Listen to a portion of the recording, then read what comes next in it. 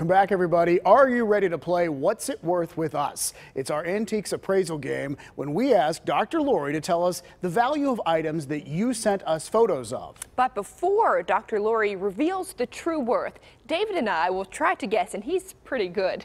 So feel free to play along with us at home as we welcome back antiques expert Dr. Lori. Welcome back, Dr. Lori. We have to ask you about your table first. And Kermit, what do you have there? I love Kermit. I've loved Kermit my whole life since I was very little. I love Kermit. And I'm not big on outdoor stuff, but I do like Kermit frogs, you know. Anyway, my table is blue because I'm blue because the summer's over. Oh, there's still a few more weeks, Ron says, of nice weather. Okay, well, Ron would know, right? And then we've been very busy with my fly swatter. I'm killing wasps. Wasps? As we speak.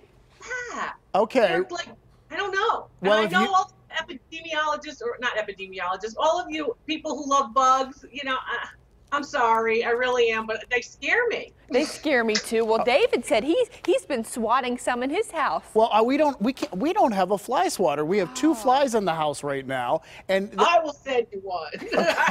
All right, thank you, Dr. Lori. All right, we should get down to business because we have a game to play, and we want to start with a clock that Judy sent you a picture of, right? I want to thank everybody for sending in their objects. I appreciate the photos of your objects. This particular clock is called a kit clock. It's made from a kit. So it would come in a box, and then Grandpa in the workshop would put the case together. But the works would be made very close to where I grew up, southern New England, Connecticut shoreline. The works are made in one place. They give you the works all made. You don't have to make a clock, but then you put together the kit. It dates to about 1900. That's what I wondered, the era of this. So how common is it to see one of these today, or? Common, very common to see one of those today. People usually hold on to them. And is the front, the face, it looks like there was gold on there. Is that just gold in color, or is there like gold on there? Well, it's actually stenciled, and it's gilded on, so it's gold leaf, and then it's gilded on with a stencil. You open the door, and then you can get to the clock works. When the door is closed, that's all glass with those, you know, those kind of medieval soldiers on there, equestrian soldiers there on the front. And then the rest of it is usually a hard wood. Okay. Are there any scratches? It looks to be in pretty decent shape. Good question, Celina. I've been listening to David. Condition is king. Very good. Okay. Yep, all right. I think we should make a guess. Make a guess. And I really don't know. Do you want to go first? Oh, yeah. Okay. $50. See, I went higher, even though she said it was common. I went $250. It's worth $200. Oh. Oh, okay. I'm closer. All right, even though it wasn't really right on. You were in the ballpark. All right, next up is a radio from Lynn. This is a radio from Lynn. It's a Sentinel radio. It's made of Bakelite, which is an early plastic. It dates to about 1945. It's yellow Bakelite, and color matters. It's model number 284NI. And that is important. Why is that important? What's that mean?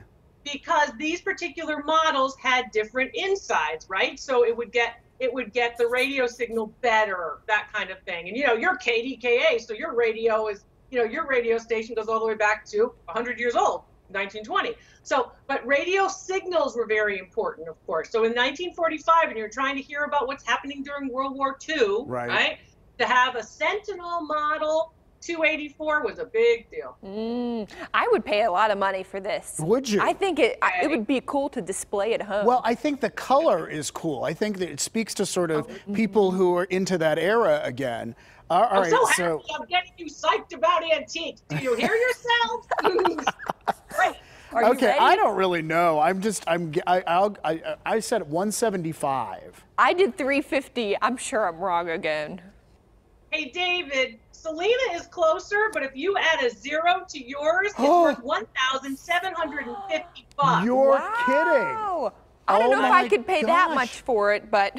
Oh, wow. All right, so we're tied right now because you were closer, Celina. Yeah, so we also have a beautiful plate from Sharon. Sharon brought in this plate. It's made in Japan. It has flowers on it. You see the little holes in the top? That means that it's a serving plate, and you can sell cookies. You could serve cookies on it. It's ceramic. Okay. When is this from? I'm sorry. Oh, this piece dates to the early years of the 1900s, 1940s. I'd say sometime between the 30s and the 40s. Was it mass produced or was this like? Yes, Oh, yes, yes. yes. Okay. Lots of cookies. Look at me, lots of cookies. It's a beautiful plate, but I don't know if it's worth that much. But it's from Japan. Okay. Is it From like Japan. a noted artist came up with the design, or is it just like a Japanese produced plate? Japanese produced plate for cookies for the American market. All right. I'm sensing that I shouldn't go 1700 on this. No. Radio. Let me put it that way. It's no Sentinel radio. Okay, all right. I all right. said 45, but I'm thinking I should have, gone down to like 25. I said 50. 15. Oh, Celina's in the lead then. Woo! All right, Dr. Lori, don't go anywhere because we're going to take a Okay. quick break, but our game will continue. here. Coming up right after this break, we'll be back to see who wins this when PTL comes Going right back. down.